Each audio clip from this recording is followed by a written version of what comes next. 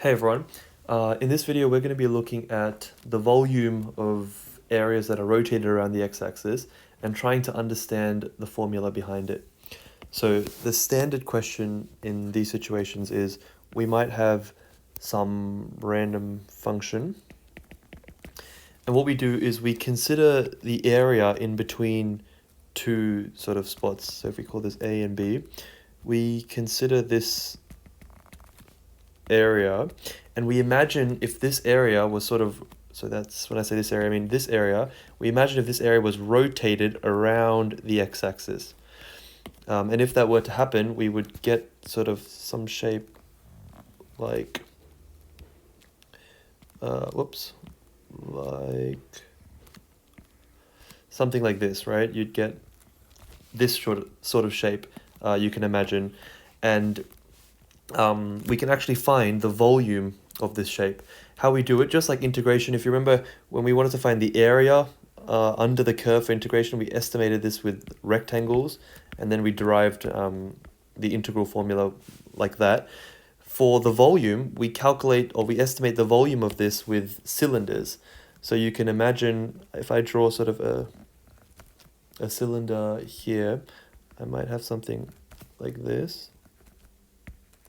This is a cylinder, and if we can cut up sort of this whole shape into these cylinders, and if these cylinders are really thin, like little discs, that actually estimates the volume of the shape. So what is the volume of this cylinder? Its height is, so actually the radius of this circle is whatever this length is, which will just be f of x, right? Whatever x value this is, this height is f of x, and so the radius of this circle is f of x, and its length is whatever the thickness of this disk is. So we will call this length change in x.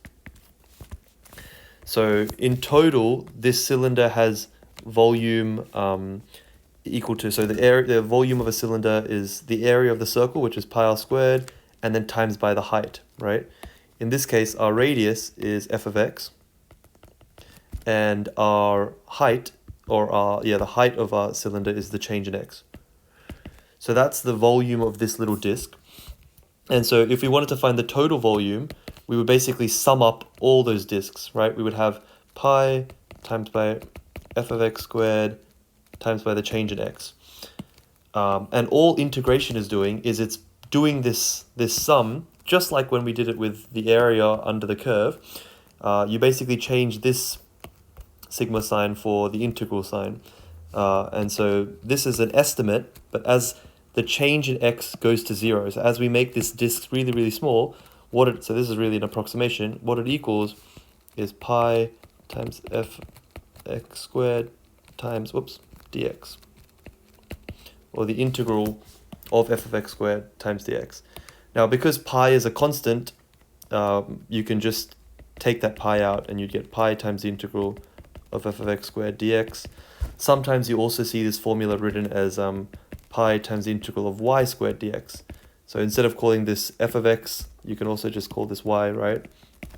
And so, this is the formula for calculating the volume of sort of a region that's rotated around the x-axis. And it's pretty cool. You can apply it to a bunch of shapes. For example, if I just had like a line across, if this line were rotated around the x-axis, it would form a cylinder, right? So you can find the volume of that. These are just common shapes you already know. Or like if you had a y equals x line like this, if this was again rotated around, that'd give you a cone. So you can use this formula to do a bunch of things. Now, the next progression from here is finding a region that's between two areas. So here we had the region that was underneath the curve and the x-axis, but you can also have a region that's between two curves. So let's imagine instead we have a similar situation where we have a curve like this, like a parabola maybe. Let's call this guy f of x. And then we have another curve like this, which is just a horizontal line, g of x. And let's imagine we want this area,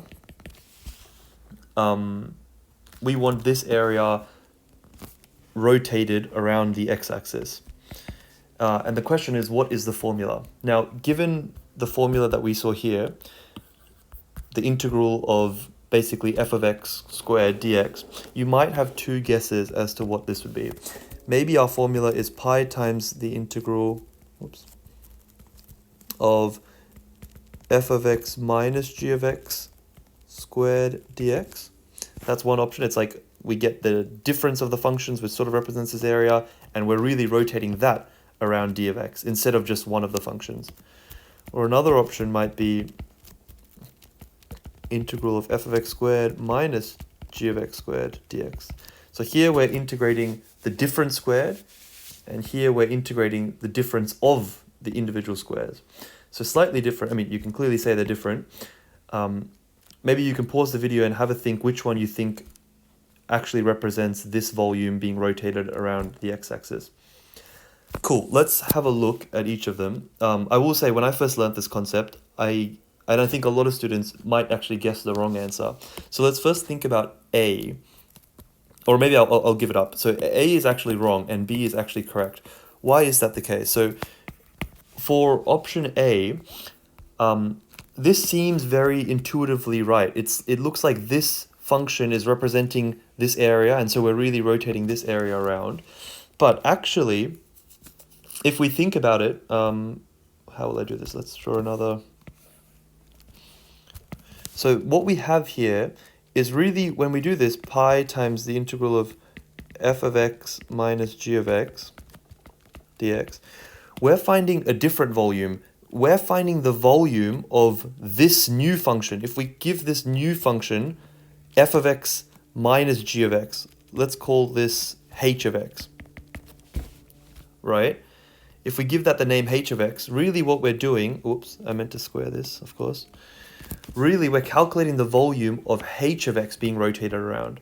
Now, the problem with that is h of x, all it is it's the difference. So over here, the difference of f of x and g of x is 0. And so our function h of x actually will be down here.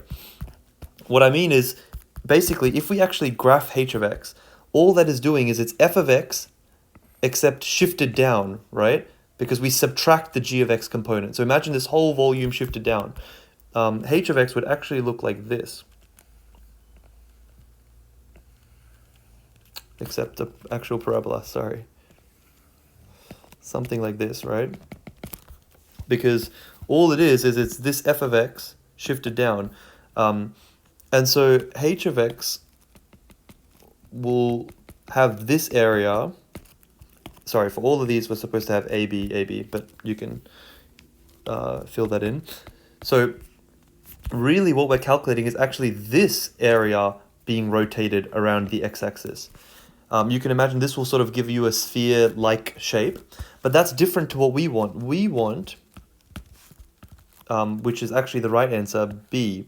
The reason is, so you can see that clearly this is going to give you a different answer to this, right?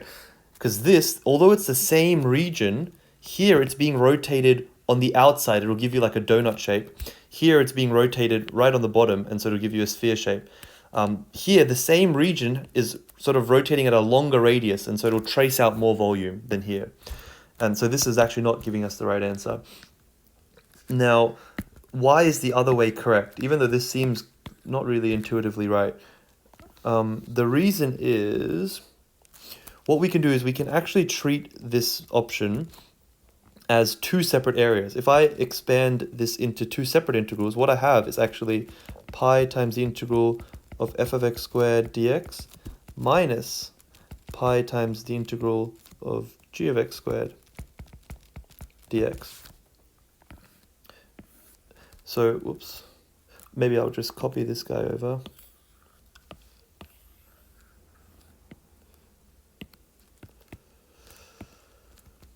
So in this graph, what we're actually doing is, if I rub this out for a second, imagine if I just rotate the f of x and I calculate the, which is what this part is, if I just calculate the volume of f of x curve rotated around, what will that give me? So you can imagine, just ignore the black line for now. If this whole shape was sort of rotated around, I would get a volume that looks something like, so I don't know, this would look like a circle like this. And then we'd have a circle like this. And then a shape like this. We would get some sort of sphere here, right? If this whole volume, what I mean is if this whole thing was rotated around the x-axis, we would get some shape like this. Now, imagine independently if the g of x from here to here is rotated around. That would give you another cylinder, right? Like this, and it'll just give you a basic cylinder. What we're doing here is actually, if we want to find this red area rotated around, all you have to do is calculate the volume of the blue shape, this cylinder, this sphere-like shape, and take out, minus the volume of this black shape. If you get rid of the volume of all this black shape here, all we're left with is exactly what the volume when this red region is rotated around. So it's as if we're forming this sphere and then just carving out the cylinder. All we'll be left with is this donut sort of shaped, which is exactly what we want, which is exactly this region being rotated around the x-axis. And so actually this formula is correct. Just to play sort of a test with our intuition, I sort of already alluded to this. This volume will always be a smaller amount, because although it's the same region, it's being rotated on a smaller radius, so it's sort of tracing out less volume. So this integral will always give you a smaller number than this integral. And just as an interesting thing, we can also show that quite easily algebraically, that this integral is smaller than this, because this function will always be bigger than this function. Why is that the case? So one of the functions was this, right? F of x minus g of x squared. This was option A. And so this is actually smaller. The reason is if we expand this, this is equal to f of x squared minus 2 f of x g of x plus g of x squared, right? Now, in our case, the f of x was this upper function. It was the function that is always higher than g of x, right? So in our case, we have that f of x is greater than g of x. And so what we can do is we can substitute, instead of this f of x here, we can substitute g of x. And what we're doing is then making this expression bigger, because at the moment, this is being subtracted. So we're subtracting something, so it's a negative number, and we're making that negative number smaller. Therefore, we're making the whole thing bigger. So we have f of x squared minus 2 times g of x times g of x plus g of x squared. And so g of x times g of x is equal to g of x squared, right?